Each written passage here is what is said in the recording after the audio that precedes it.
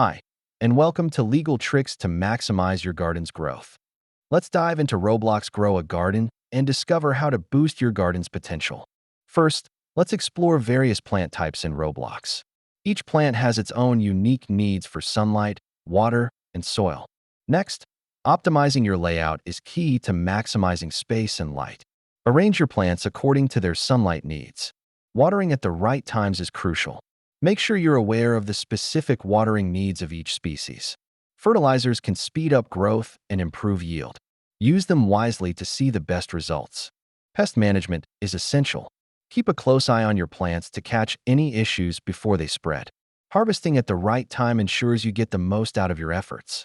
Don't let those ripe plants go to waste.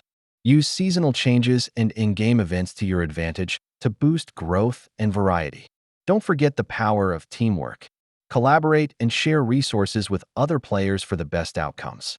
To wrap up, remember these tips and don't be afraid to experiment with your garden strategies. Happy growing!